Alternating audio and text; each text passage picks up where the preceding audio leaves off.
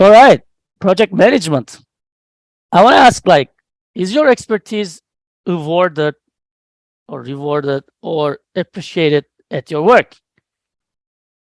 Well, feel free to discuss because I don't know where you work, right? So just close out the name and let's talk about it. In your project environment, is your expertise appreciated or regarded or respected? Let's see. Don't tell me company names, okay?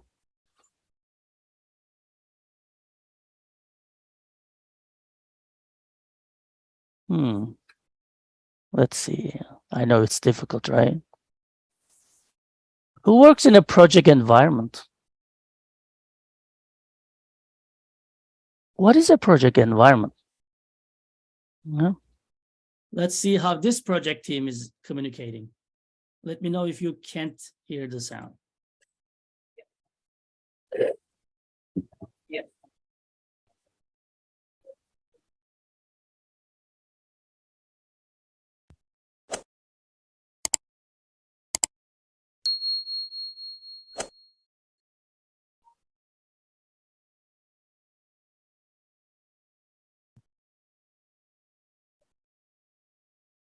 Hello? Hi, my name's Timothy Garner. I'm the head of the Linear Solutions Department. Could I please speak with Anderson? Hi, Timothy. I'm still waiting for your reply to the email I sent earlier. Yes, I was about I've got a progress meeting in 10 minutes. I don't have time for any chit-chat.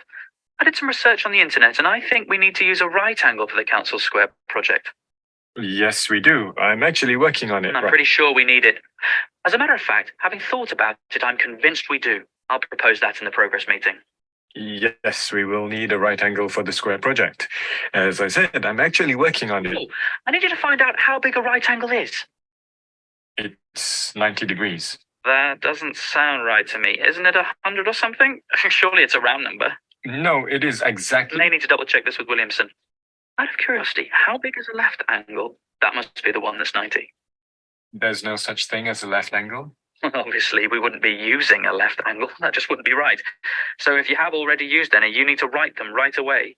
Basically, I need you to research how big a right angle is, and while you're at it, might as well check out the left one too. I have to run to the progress meeting now, but I'm expecting an email with your findings later today. If you come over here, I can show you a right angle and explain everything. On your side, it would be pointing the other way, though, wouldn't it? Anyway, got to run. I'll report that you'll be sending everyone an angle update later today, and I'll personally ensure you won't be using any left angles for the project. Thanks.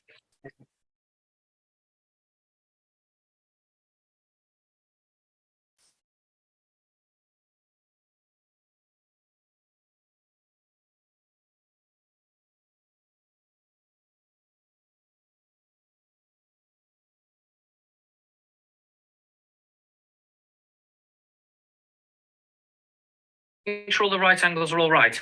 All right?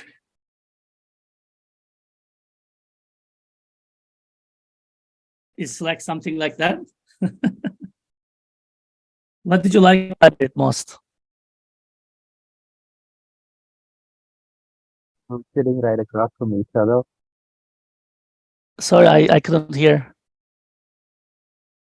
It's when my students have Bluetooth, it makes it worse sometimes if you don't have cable. Left angle, yeah, all right angles are right? But were they able to communicate?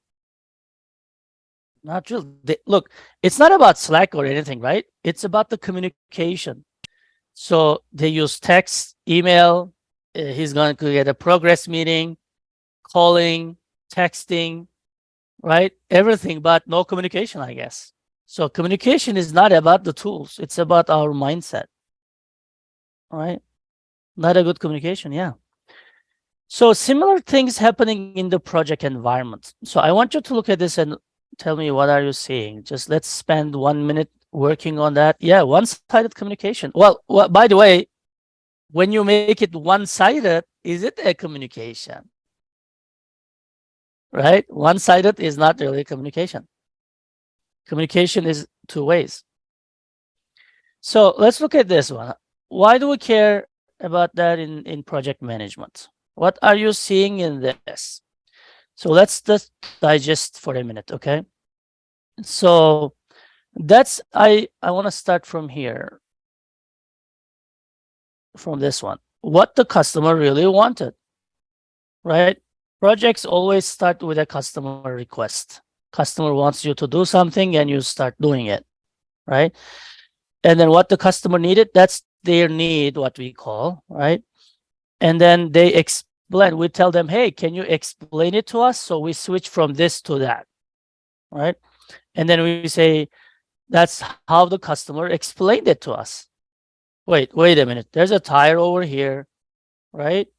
And they are not explaining the same thing they need. How come? Like, that's strange, right? They need something, but they explain us differently. That's with the customer, right? Customer is always wrong, right? No, customer is always right angle. So how the customer explained it, how the project leader understood it. So, well, they are already explaining it wrong, but even what they explained, we understand it wrong, right? And then we hand it over to analysts. Let's say in this course, I guess most of the people are like some kind of programming and stuff. So how the analyst, and then how they explained it to programmer. Look, now analyst understanding like that, programmer is doing this, the swing, and then the business consultants. I don't think we have any here, do we? And they are like polishing the product and, you know, advertising and marketing it really well. Well, the product is over here, right? That's how they advertise. And then look, the project documentation. What do we have here? Nothing.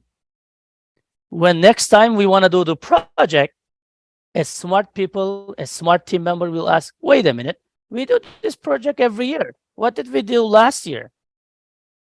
And there's no last year documented. Or it's something you repeat every 2-3 years. Nothing is documented. Does this come familiar? Yeah. And then how the operations install it, that's fine. And that's another funny one, like the healthcare system. That's how you build. Well, you walked into our hospital, that's $100. A nurse greeted you at $500. You laid on the bed, it's $1,000. Okay. You use the restroom, $50. That's how they build, right? Like a roller coaster. I was in Disneyland last week in LA, and there was this Incredicoaster, which was exactly like that. That's how they build us, right? And what is the support from the upper management? There's no support. They want to kill your project, right? They always say, we don't have money, we don't have time, let's kill it, right? But you have this emotional attachment with your project and you don't want to kill it, right? And some of the time they will think, hey, there's right angle and there's left angle, right?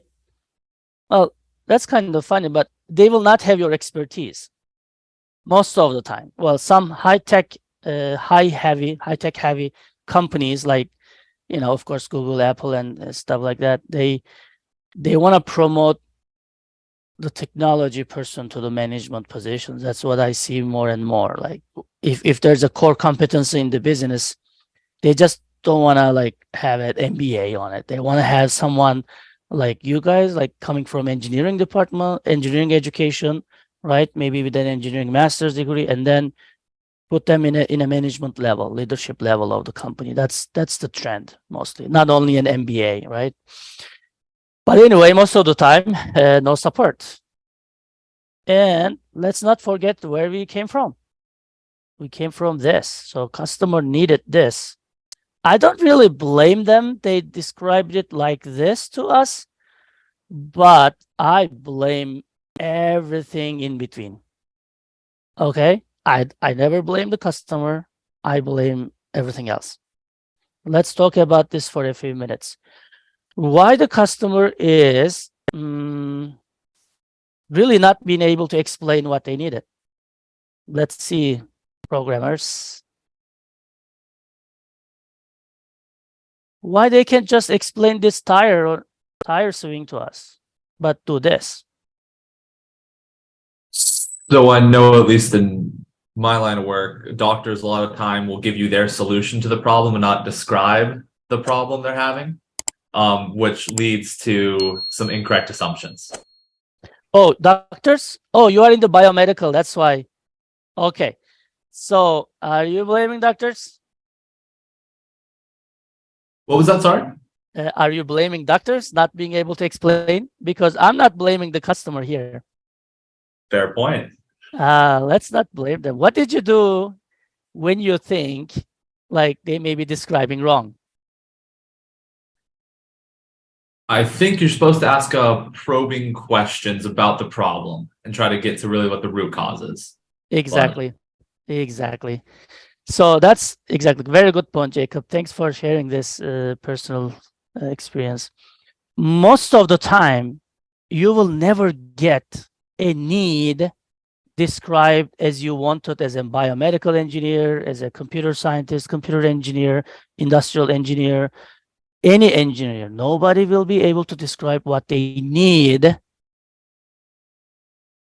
as they need it and how they need it. And there's a lot of reasons. They don't know the root causes, like Jacob said. They don't know the technology, right? We can't really blame them.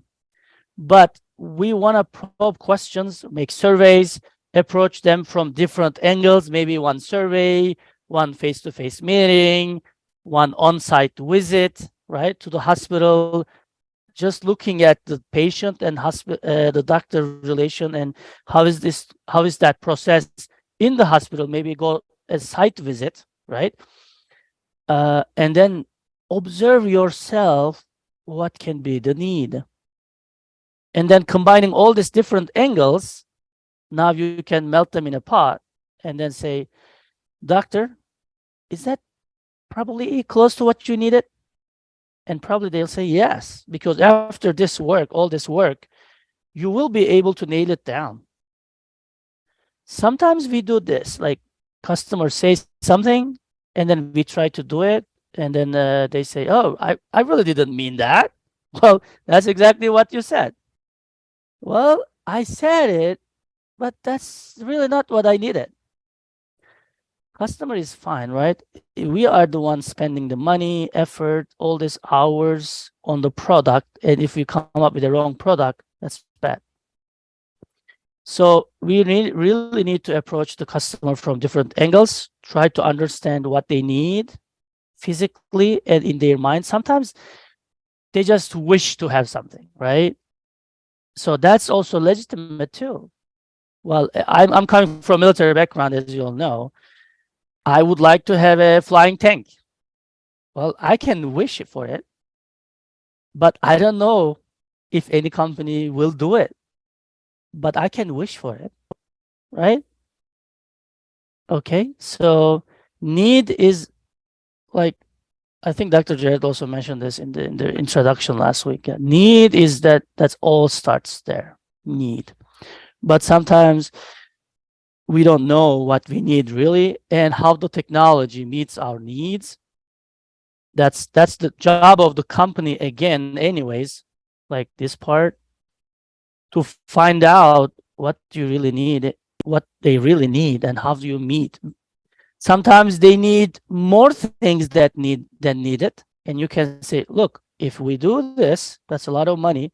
But I think if we do this much, we will still suffice your need and it'll be cheaper.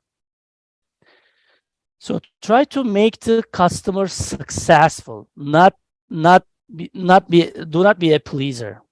Whenever customer says something, yes, we'll do it. Yes, we'll do it. Well, that's not the case always, right? The customer will like you if you are a consultant, manufacturing, serving them.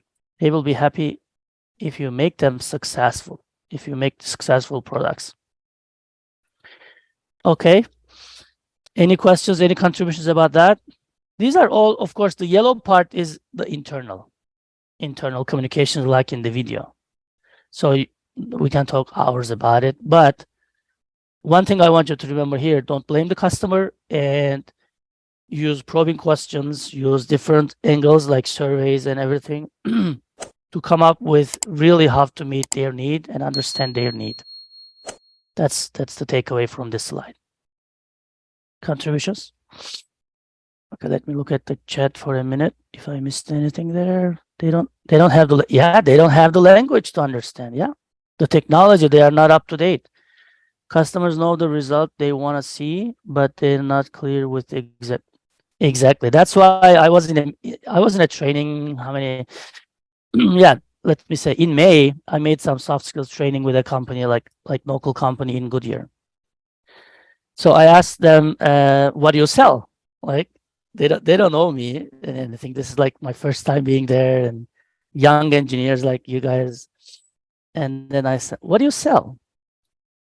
And they say, we sell, it's a software company. They are saying, whatever their product name is, we sell this software.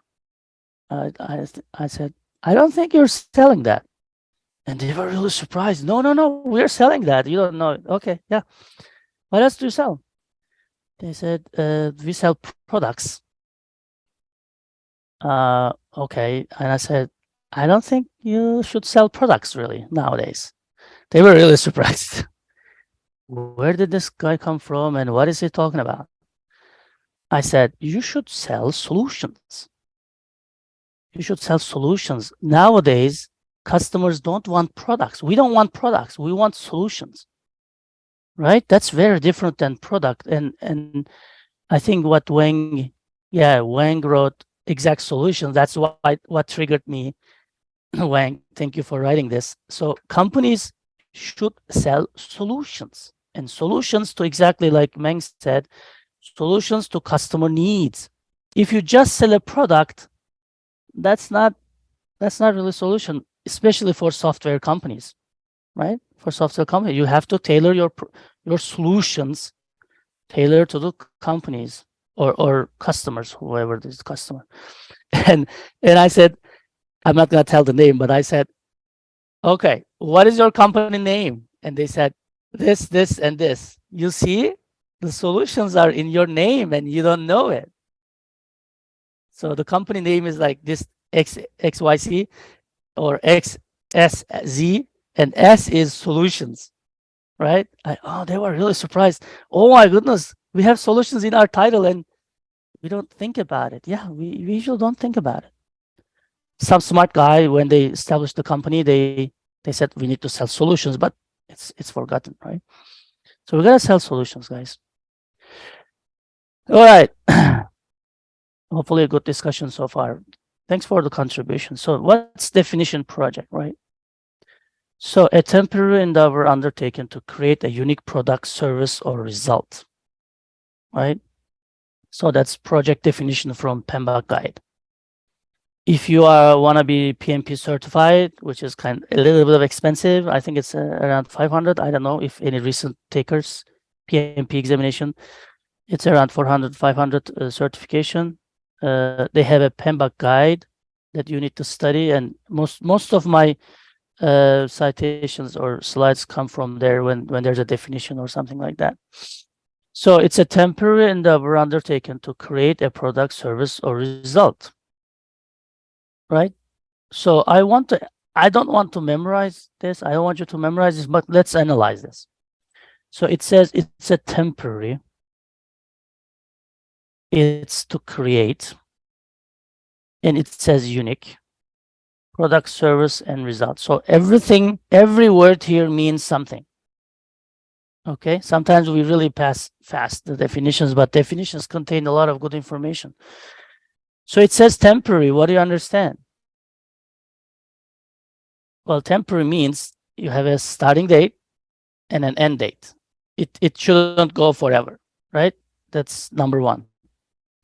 It says to create. It's not saying to repeat, right? It's not saying to repeat, right? It should be unique. It's also not saying create the same product, right? And it's not only saying product, it's saying also service or any result, like I said, solution. Okay. So,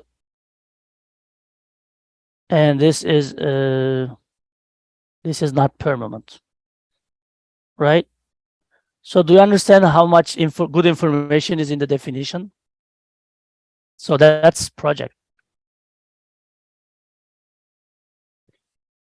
So it ends, right? All projects ends, and it can be large or small.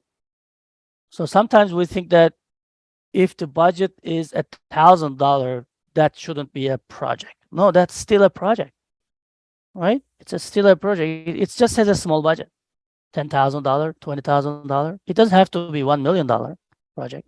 It doesn't have to be like a big construction project, highway, building a highway or anything like that. It doesn't have to be that.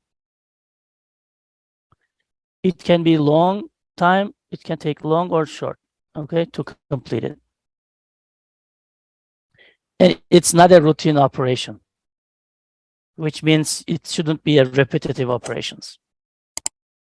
Okay, so based on this, who is working in a project environment? Who is creating a temporary something to create a unique solution? Well, I'm asking this, but I really don't know, like, how many of us employed? Like, is everybody student or recent grad? I don't know. So let's see. Anyone working in a company right now? One. Okay, at least one. Okay, 2, 3, 4, 5. Okay, so maybe 10. So it's not really a lot. Okay, it's just 10%. Okay. So because the reason is I will always ask questions like, what is your experience in your company? And well, if you never worked somewhere, of course you don't have that experience. Okay. I'm a career changer. Deborah, I need to see you. Career changer. Then you will need soft skills, right? Okay, so that's the project definition. So some common things are temporary and unique. Okay, temporary and unique. You can read those. So examples. Are you specialized in something? Okay, excellent. So some examples. Give me some examples of projects. You can write in the chat as well. For example, myself, right? I'm a professor. So teaching this summer session, soft skills and project management lectures Tuesday and Thursdays, is that a project or not? Yeah, that's difficult, right? Sometimes we can't really differentiate them. But according to my experience, most of the stuff that you will be doing will be projects. Sakti, you want to say something? Jacob says because it's repeated every day, every year. Not really. It's not repeating every year. Yes, teaching a course is a project, says Ahmed. Okay. So let's see. So Ahmed, this is from your country. Is building this a project? Yes. Okay, now writing an app, is that a project for programmers?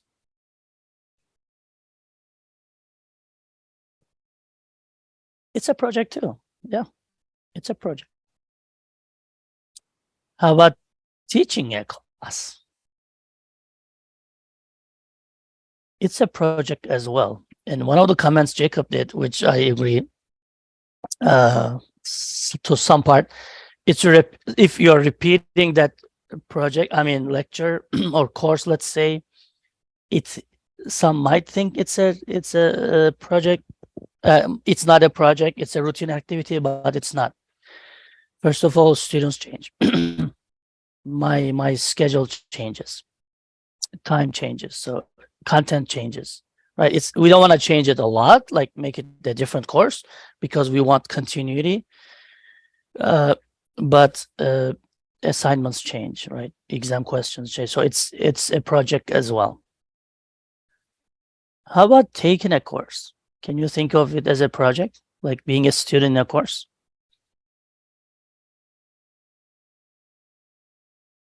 It has a specific ending.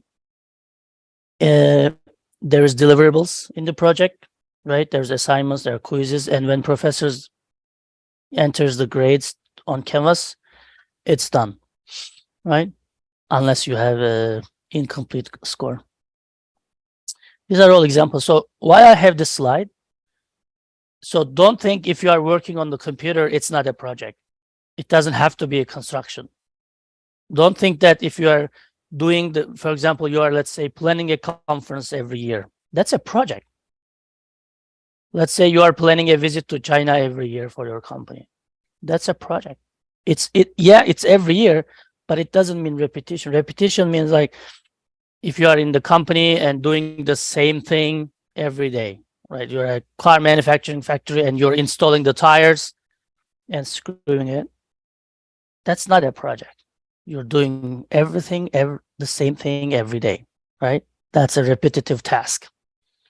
In the projects, there may be repetitive actions and processes, but that doesn't mean that it's not a project. Okay, so you're installing tires and screwing them. That's not a project. All right. So project management, you can just read those. But what I want to emphasize is there is that your target is, as a project manager, is really you are juggling three things. You're trying to balance three things, which are basically time, cost, and scope. Time, cost, and scope. You are trying to juggle all these things, and your target is not on one of these axes. Targets are not one of these axes. Your target is three-dimensional, really. So you want to be balancing scope, cost, and time. Let's say you prepared an exam really well. For online students, sometimes they mess up with the dates, sometimes there's time zone differences and you couldn't take the test. So you were late in the schedule. Well, then that's not success, right? You have to work hard and you have to be on time. So it's similar to project management. You have to meet all the scope of your customer, which was the tire hanging on a tree. That was the, scope. Kind of a scope, not really, but yeah, scopes at the end of the day. And you have a budget to work in, and then you have a time to deliver your deliverables. Okay.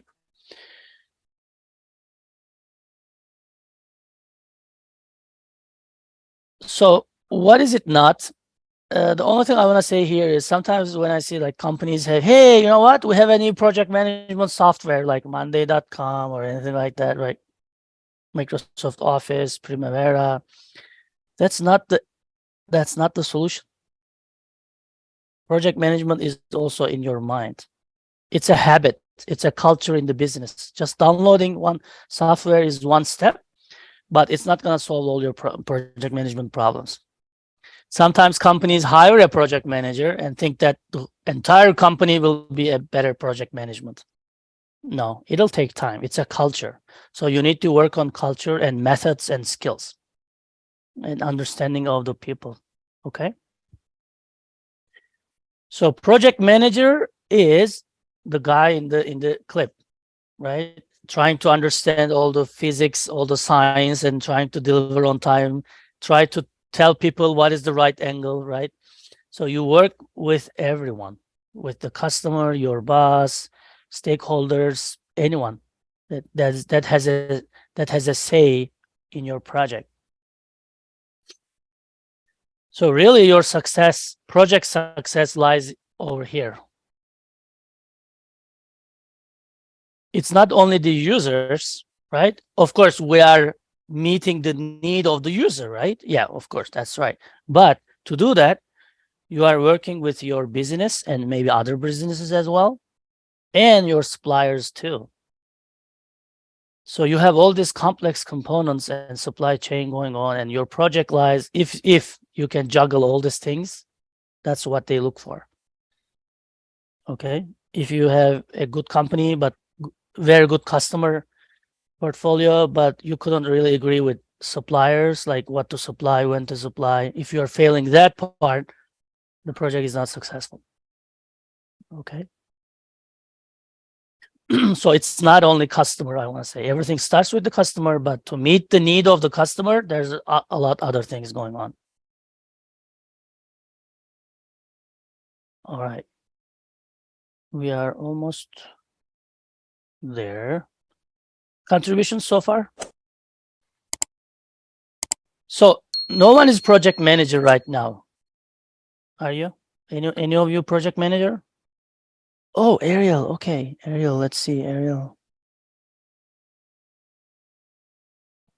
Ariel is project manager. Okay, good to know. So if I say anything wrong, so in project management process, I teach this like 2 hours, right? It's one slide. But what I want to mention here is, so there's an enter phase and start phase, and I always like to draw. So there's an enter start phase. Okay, so when you look at the PMP, again, if you are going to certification, you will see there's initiation phase mentioned, planning phase, execution, closing, monitoring and control, and also exit. Entering phase is not really mentioned. Really, project starts with initiation, right? And then when you initiate the project, you start planning the details. Well, first, rough planning, right? General planning, and then you detail your planning. And then you plan and then execute this plan. And then you plan again and then execute this plan. Plan again, execute this plan. If you remember from the soft skills, I said, you know what? Military is good at planning, but they are even better at updating the plans, right? So as you plan, you execute it. And then as you execute it, you will need some more planning. And as you go through the project phases, you have to plan in detail and execute in more details. So it's a repetitive process here. And then when you are done with all the deliverables, you close it and then exit out. Okay. So for example, the initiation, let's talk about this course. Okay. The initiation of this course, let me erase this. So our project for this one with Dr. J really started as an enter phase, right? When he reached out to me, hey, Ali, can you do this? That's kind of a start phase, like an enter phase, right? So he wanted to get into my agenda. I wanted to know if I can teach it, if it's within my expertise, if I have time available, right? All these discussions went on without like any of you were here, any of the registration link, anything was here, right? So this is enter phase. We just talk about it. We met a few times, right? And we kind of talk about what we need to do and stuff. And then initiation phase really started like when we make our canvas on, when we try to recruit some graders, right? All these things, also a project. And we planned the process. Okay, what time we should do it, which dates, which day of the week we should do it, what should we teach it, and everything, right? And then execution is really started last week, Thursday, when Dr. Jared made the introduction, right? Almost. So we executed. And then as we go, we will plan more. And then we will close it when you have your quizzes done, assignments graded, you know, after how many weeks, I don't know. And then we'll exit out. We close it. You'll be gone. Like you'll be gone here. But we still have exit phase, which what I'm going to do is I'm going to document everything, what I taught, all the assignments, right? All the grades for further reference. I'm going to put them in a folder or print them out. That's my exit phase. Got the point? So that's how to manage a project. And one thing I wanted to realize is monitoring and controlling phase. This whole blue thing, like a base, is monitoring and controlling. As we go, we monitor and control everything, right? Some of you couldn't join the Zoom link. Some couldn't register. We tried to solve it. Some couldn't find the password. It's right next to the link, but they couldn't find it somehow. They just clicked it and wanted to see the link password. So everything going on, we need to monitor and control. Some of you will be working away, traveling away from this course, a lot of stuff. That's why the monitoring and control is like based to everything that we're doing. Monitoring. So as a project manager, I guess you will be the majority of your time is gonna go for monitoring and controlling and planning. Because execution probably will be some other people, other teams, but as a project manager, you will be planning and monitoring and controlling. Okay. That's the things that I want to emphasize. Okay, so triple constraint time cost requirements. Have you heard this before? I want to say this as, remember this as TSC, time, scope, and cost. For example, this may come up as a quiz question, which you don't really like study anything. Yeah, iron triangle. Yeah, they call it iron triangle, TSC. But some people will also call it, like, for time, you will also hear as schedule, and cost you will also hear as budget, and for requirements you'll also see scope. So we will talk next week about scope, right? So what did the customer tell us about this tire, and how do we get his narrative and then turn it into a scope so we can work towards the scope? That's what they're gonna do next week. Okay, so this is, again, you have to juggle these three things really well, right? Nobody likes a project management who used less money, who met the scope but couldn't deliver on time, maybe 6 months late. Well, saying that, to be honest, most of the projects are late, and we will talk about it. Almost there's no project, big projects delivered on time. It's not really common. We are always late. Well, if you are late, what do you? So just one comment about being late. If you are late, we will learn about tools and techniques. But if I am the employer, if a project manager is late, let's say it's a 5-year project, right? And then if project manager thinks it's late the 5th year and tells me we're gonna be another 2 years late, that's not good. But we will learn about some tools and techniques that you can say your employer, sponsor, in the 2nd year or 3rd year, maybe you can say, we're gonna be late, so we need to do something now, right? So it's not only being late is fine, but it's more important, well, not fine, but most of the time acceptable, because they don't have any other choice, because you put all this money and investment in there. But you gotta tell them, like, early enough, as early as possible, to be able to mitigate the risks. Okay, so there's also extended constraint, and risk is one of them, which we will cover, and communication we will be covering in soft skills a lot. Quality is one of them. I will not get into quality probably. Satisfaction is another one. So it's not only time, scope, and cost. There's other things as well that project management should be taking care of. Okay, risk is one of them. So let's see this one, okay? And think about project management steps. Only one choice. The ring must be destroyed.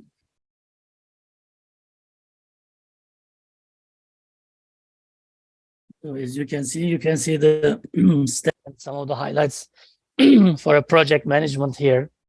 I hope you will have your team saying that I'm gonna come with you, I'm gonna follow you, and hopefully you can be good leaders. So there are also program managers, right? I want you to read that one, but I want to talk about this hierarchy. We have 7 minutes. So project management, right? So at the very lowest level, we have project managers, and one above them, there's program managers, and then one above them, portfolio managers, right? Portfolio.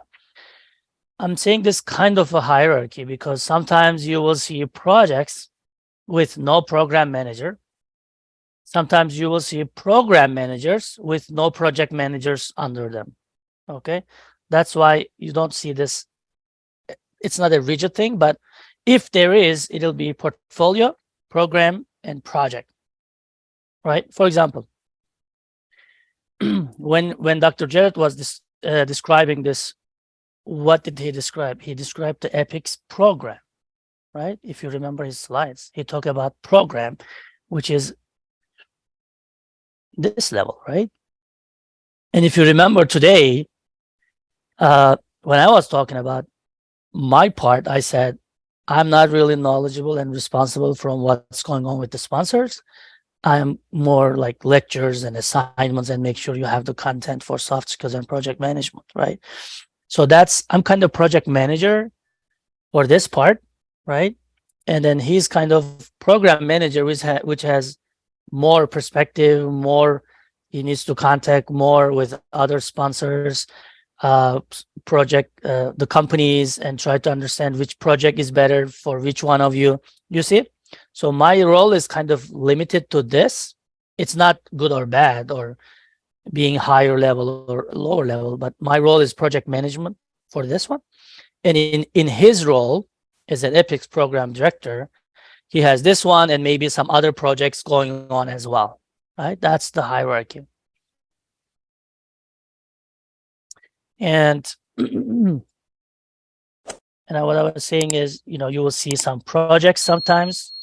Let me see. You will see projects that are connected to programs, and then so every program there's a few projects, more than one, and every portfolio there's more than one programs. But sometimes you will have projects that are connected to portfolio manager. There's no program manager in between.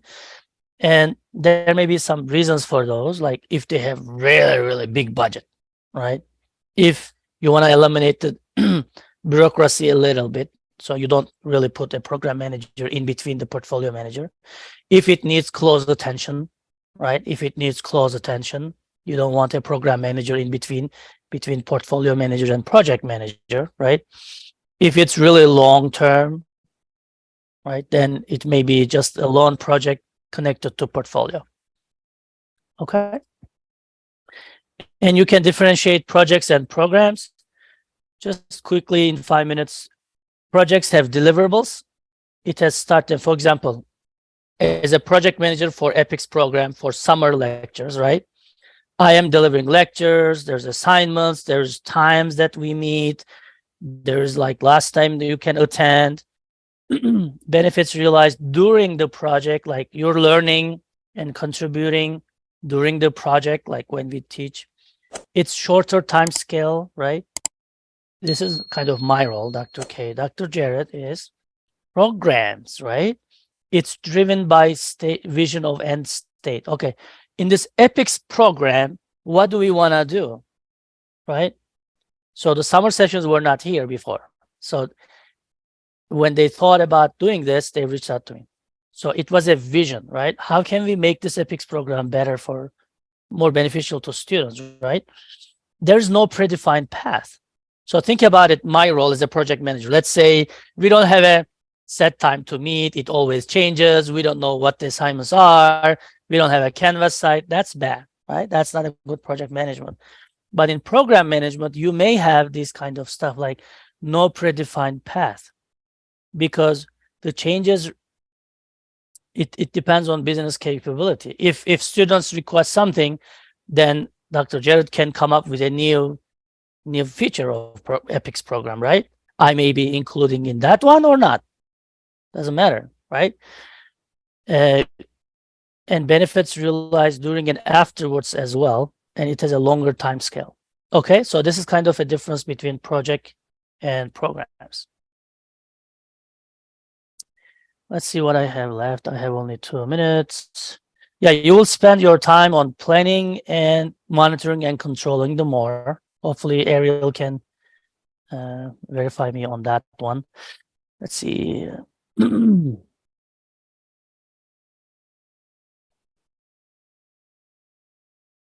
next time you please read those slides. I don't want to spend time on those one, but they are important for you to learn. So work breakdown structure. I will just make a 1-minute introduction and next time we will do an activity with WBS. So whatever you want to do in your project, you want to break them down to parts and sections and phases, right? It depends on what you want to do. So you kind of think about your project and what's the major subsystem of the project, the task, the subtask, and the work package and activities. We'll talk about those. If you're not familiar with WBS, it'll be a great learning. And there's indented version, like in one project, what is the major subsystem and what's the task? So these numbers are unique, right? So this is 111, this is 112. Let's look at this one, 112, 112. This is 111, 112. So it's unique numbering is happening here. Okay. And that you can also, you probably see it this way, which is graphical. Most of the time you will see WBS as graphical. Okay. And and just one more thing before you go, think about how does project manager define scope and resources. So how do you get that this customer need and make them tell us their story and their need, and how can we define our scope and resources so we can accomplish the project well. We will talk about it next time. Thank you so much.